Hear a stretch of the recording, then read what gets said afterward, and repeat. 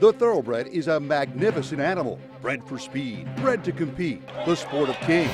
Wow, West Coast has it by 6. It's the all-new Let's Go Racing from Parks Casino and Racetrack. It's action-packed and fun for the entire family. 3 of them are right together with 1 furlong to go.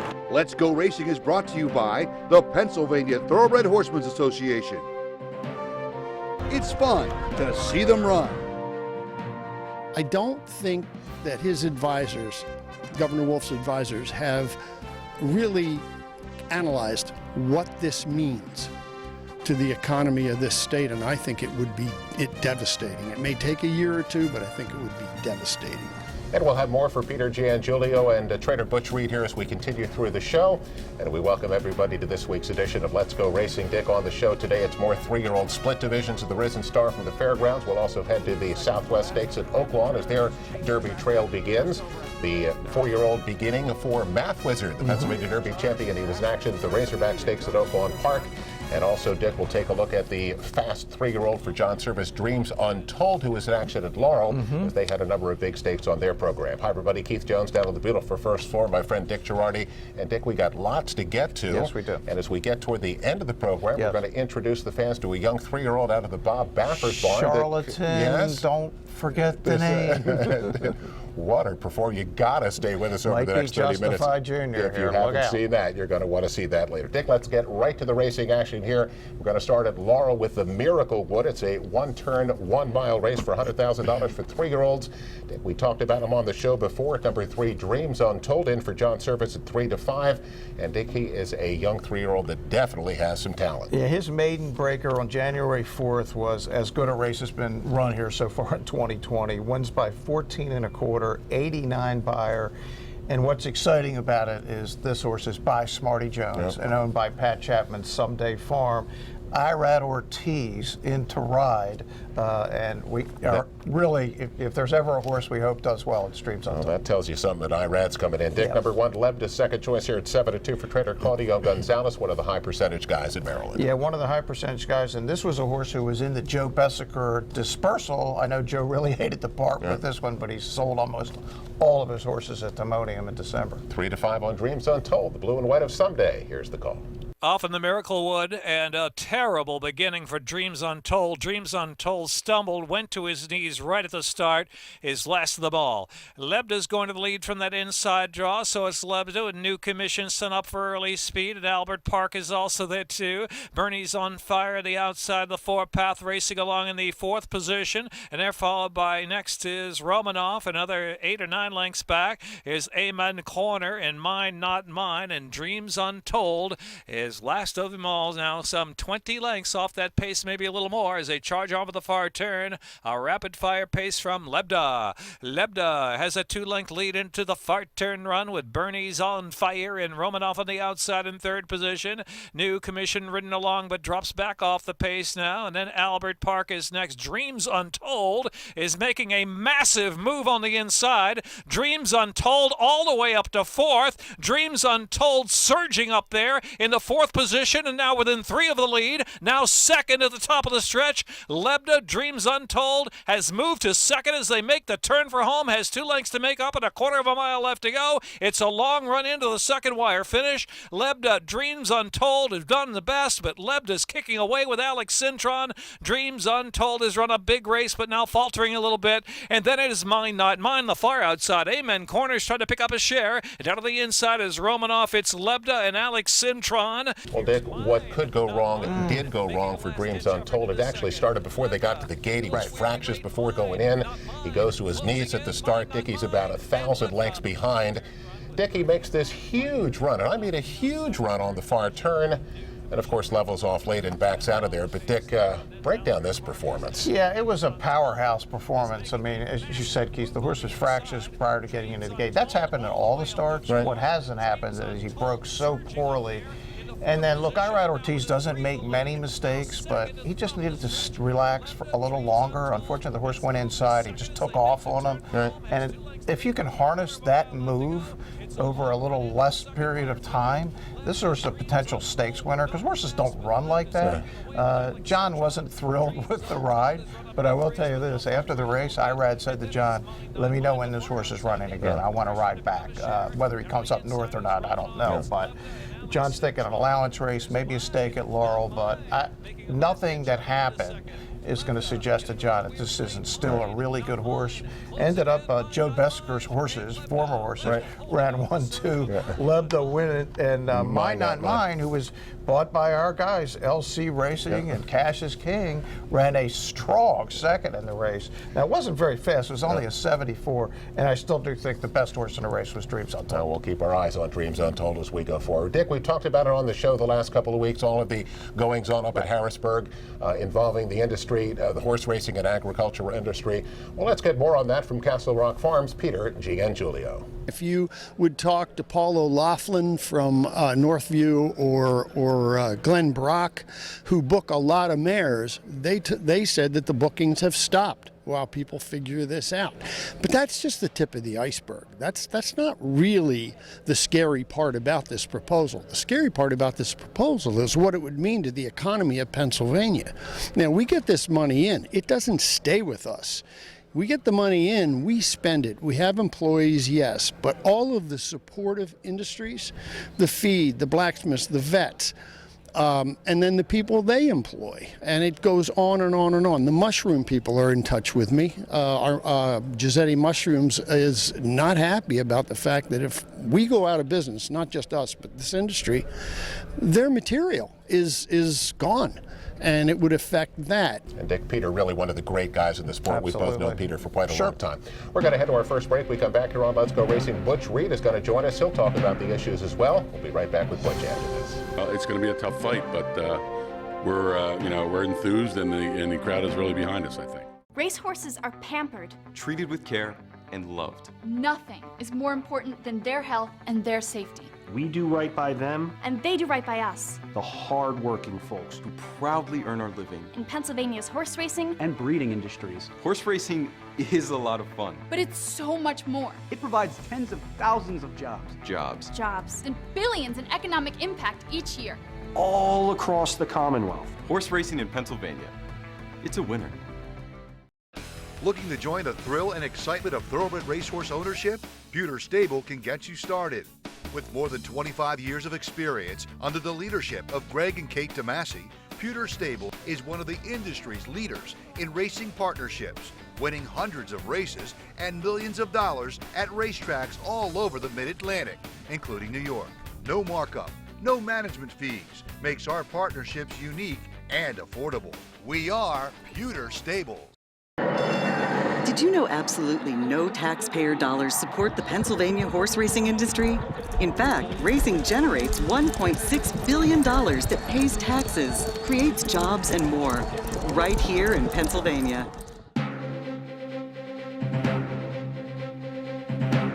Welcome back, everyone, to Parks Racing for Let's Go Racing. It's time for our feature segment. It's a pleasure to welcome in board member and trainer Butch Reed. And Butch, we've been talking the last couple of weeks about the news coming out of Harrisburg and Governor Wolf. Over the last couple of weeks since the news has come out, what kind of support has come about, and how do you see things right now? Well, it's been encouraging, really. We had a nice rally up near Penn National at Equistar Farm, where Smarty Jones is standing, and my new stallion, Poseidon's Warrior, or Tom McGrath's staying. And everybody sounded optimistic, sounded good, and it's going to be a tough fight, but we're enthused, and the crowd is really behind us, I think.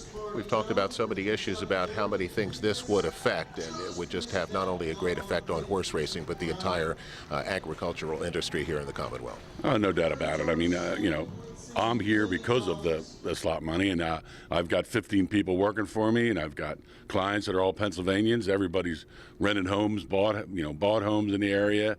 paying their taxes, all good, hard-working people, and they're going to basically, if that money goes, we're going to be, we're going to have to pack up and move on. But you grew up in South Jersey, but you've certainly been around Pennsylvania racing for a long time. When you and Jenny decided to come back, this was the reason, right? The purses was the reason. No doubt about it. That's why we're here, and it's worked out well for us. I certainly can't complain, but they would have hate to see it come to an end. We really enjoyed our time here, and it's been very entertaining for our clients too. They're all local guys live in the area here, so they love coming out, being able to come out and see their horses run. So it would really be a hardship if we had to move on. And two of your more well-known clients, Chuck Zatney and Glenn Bennett, are guys who put a lot of money into this game. And that's another part of it. I mean, we go to the various sales all up and down the East Coast, and the first thing we look at is all the Pennsylvania breds. So, we buy as many as we can, and that's money that comes right back in here to Pennsylvania.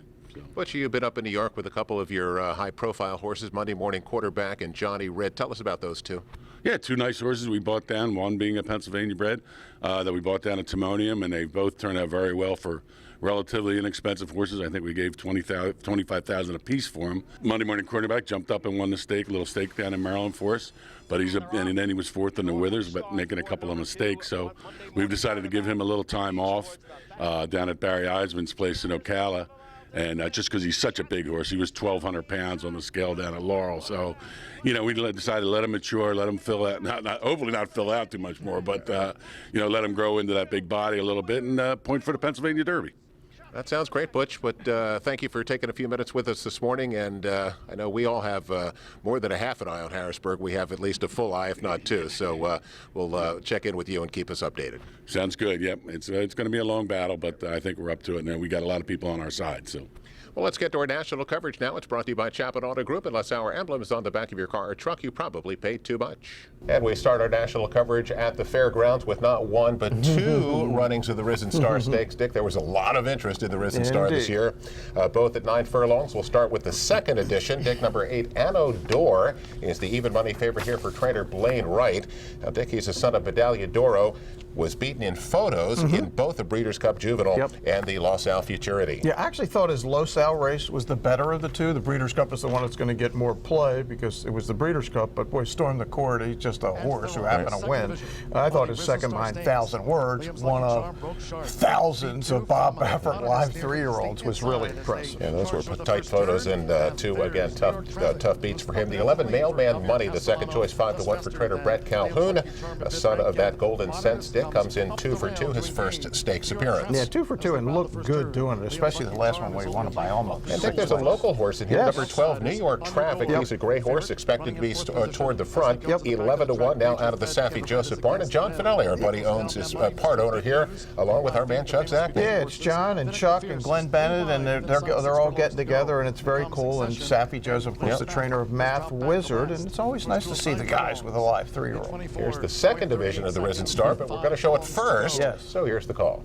Heading toward the half-mile pole when New York Traffic is just ahead of Modernist with the rail. Williams' Lucky Charm is a close third. Then saving ground is Mailman Money. Major Fed is close as they go toward the far turn. On the outside, in the clear for Joel Rosario, Anno D'Or, who's running some 7 from the speed. The half mile in 48.57 seconds. As they turn again with 3 furlongs to go. Then Mr. Big News being driven to gain with Finnick the Fierce. Accession, followed toward the inside by Lynn's Map. The one who tailed off was Fame to Famous. 3/4 in 1 minute 12.62 seconds. They swing for the quarter pole. And it's New York Traffic with Modernist toward the inside. Charging now is Mailman Money with Major Fed. They come down to the final furlong. It's Modernist who's holding on to a short lead from between horses. New York Traffic on the outside, Mailman Money, and Major Fed is storming home. It's Modernist toward the inside for Junior Alvarado. Major Fed closing, New York Traffic gamely, and then Mailman Money, it's Modernist.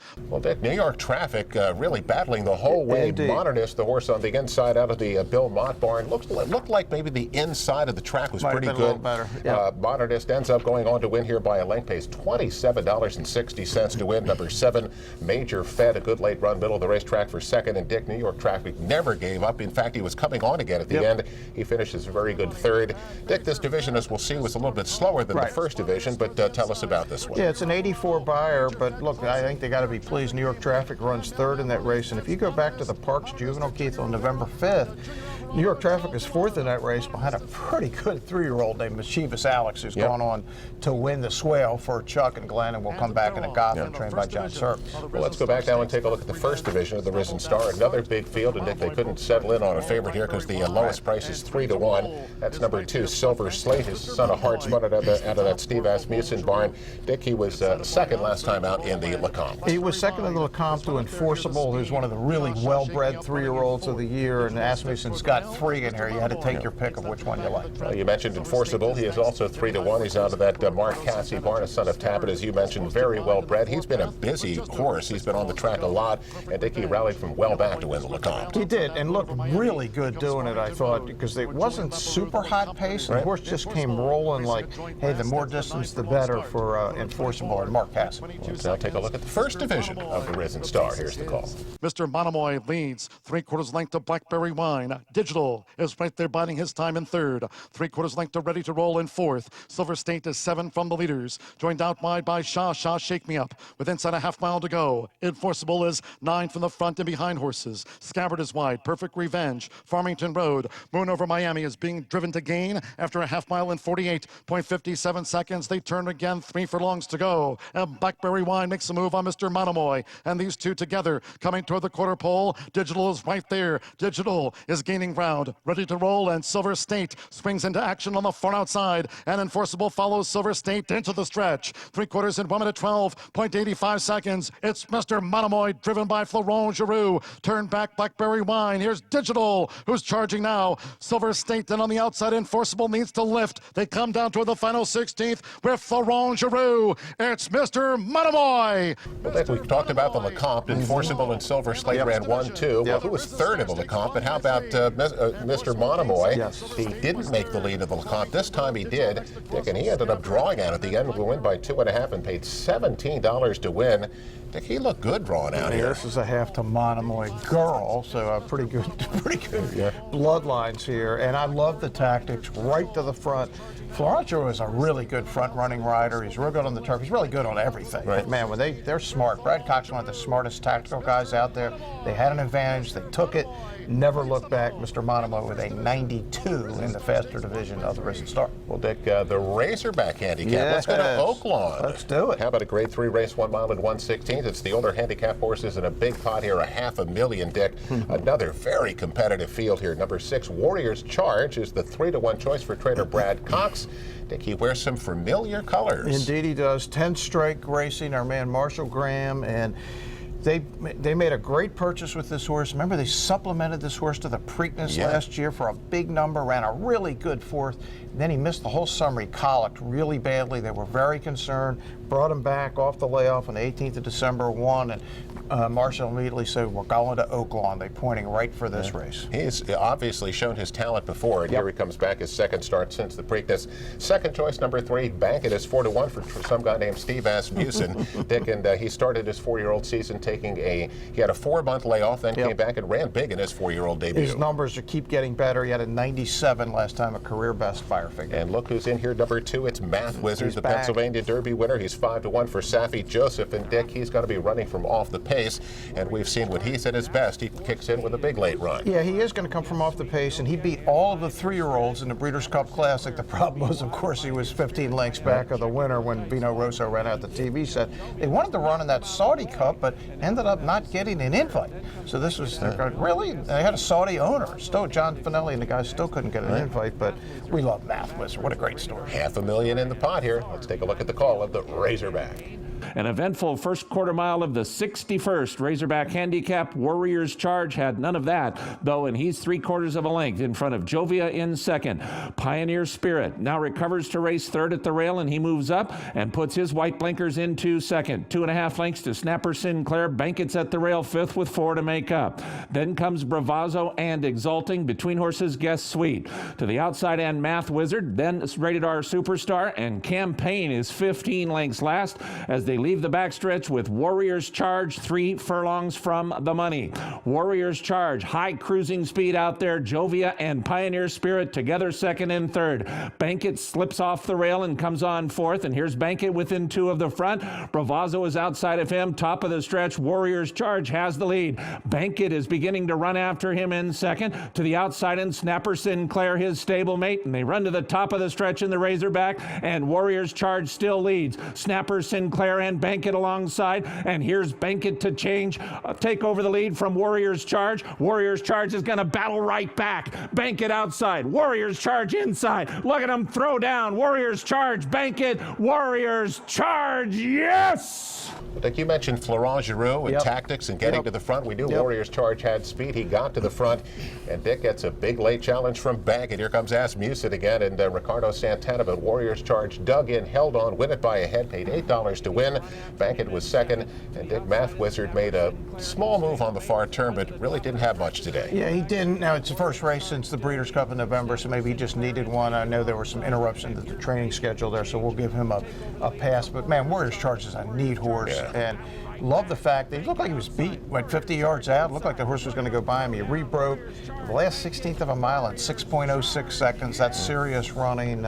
So, yeah, good news for Marshall Graham. And they packed the winner's circle in Hot Springs for this one. There was no empty spaces it looked when like the shooter took the shot. Half the population of Arkansas. That's great, and that's what he has. Yep. He has one of the great partnerships, and anybody can get in. And Marshall's one of the real good guys in the sport. Well, Dick, let's get to our next break. We come back here on Let's Go Racing. Lots more to take a look at. Stay with us. We will be right back after this. What does Chapman's 7 locations and 10 car brands mean to you? It means a huge selection of quality pre-owned vehicles, all makes and models, many one-owner low mileage certified with miles of factory warranty remaining. Safety checked, meticulously detailed, and each come with a free Carfax report so you can buy with complete confidence at any Chapman Auto store near you. Or shop online anytime at ChapmanPreowned.com. If our emblem is not on your car or truck, you probably did pay too much. Racehorses are pampered. Treated with care and loved. Nothing is more important than their health and their safety.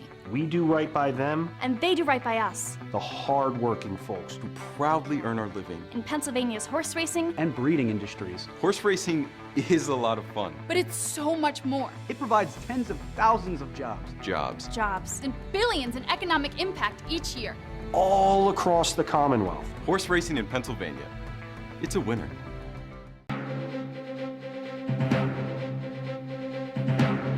Welcome back, everyone, to Parks Racing for Let's Go Racing. Time to give out those weekly awards brought to you by the great Turning for Home program. You got the Turning for Home action right over here. Log on to their website at turningforhome.org. Great shirt there, Dick. Our jockey of the week, Edwin Rivera. Edwin had a triple this week. Very nice. Tough to win 1, 2. How about 3 for Edwin?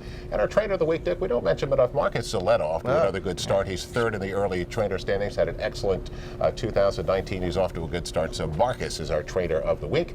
Let's get to Race Recap, and Race Recap is brought to you by Pewter Stable. Log on to the website there at pewterstable.com. Become an owner today. And Dick, we start by heading back down to Oaklawn Park for their 3-year-old races. The Southwest Stakes, number 9, Answer In. The 8-5 choice for trainer Brad Cox. But Dick, the 2 Silver Prospector, the gray horse, gets a perfect trip for Steve Asmussen. Yeah, it couldn't have been any better ride from Ricardo Santana. Just sat in behind, waited, split him at the top of the stretch and came running. It was an impressive winner. The time was 1/100th of a second slower than a Razorback, so 97 Beyer, the 3-year-old versus the older. And I thought the 3rd horse, Answer In, ran really well. It was 4 or 5 wide most of the way and kept trying. Let's go to the fairgrounds for the Grade 2 Rachel Alexandra. The 3-year-old filly's here for $300,000. A great matchup. British Idiom 4-5. The Breeders' Cup Juvenile filly winner at number 7 Finite for Asmussen again at 5-2. And Dick, this Finite is a tough filly. Yeah, this will be 5 in a row for Finite, and this was a crush job over the 2-year-old filly champion. Now, Finite had been racing. British Idiom hadn't been out since the 1st of November, but British Idiom's got some catching up to do. She won the Breeders' Cup with just a 79 Beyer.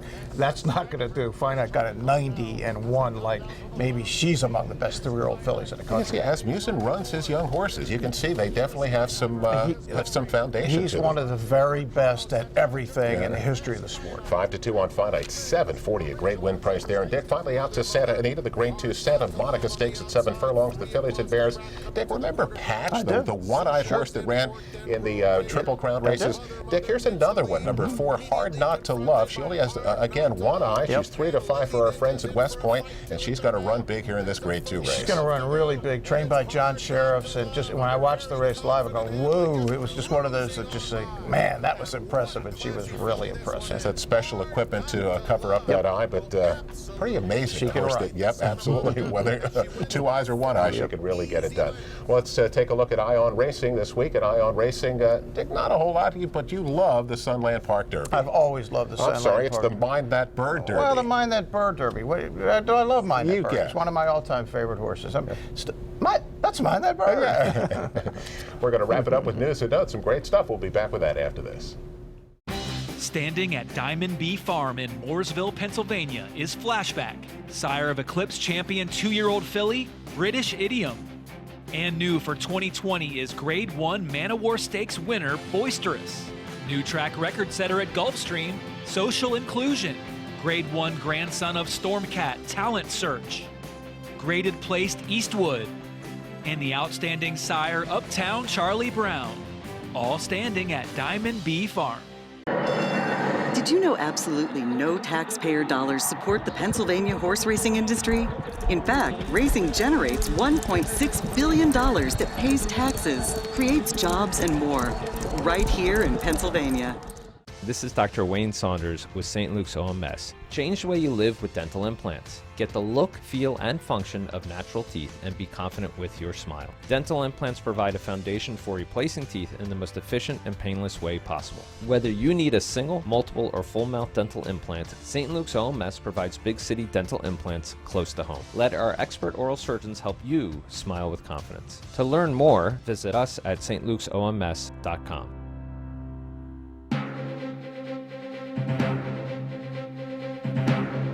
Welcome back, everyone, to Park Station for Let's Go Racing News and Notes. Our final segment. It's brought to you by the Granny Fund. Get yourself involved with continued education on the backstretch and do it with the Granny Fund. He's Bruce Casella, Dick Girardi, Keith Jones, and Dick.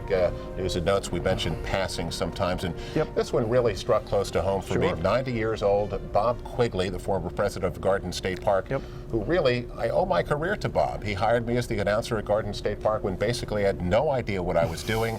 And here 34 years later, I'm still getting it done thanks to Bob, and died of natural causes in Florida. Yeah, one of the really nice people in the game and one of the great racetrack executives ever, certainly the Meadowlands, opening Garden State Park. He ran this place for a while, and Bob was just, if you asked a good question, you got a great answer. He hired our man Bruce Casella too over at Garden State Park, and when I first got the job at the Daily News, that was the first track I was covering, was Garden State when it opened. And Bob, I hadn't seen Bob in a number of years, but anytime you talked to him, you felt like it was just yesterday because he was good people.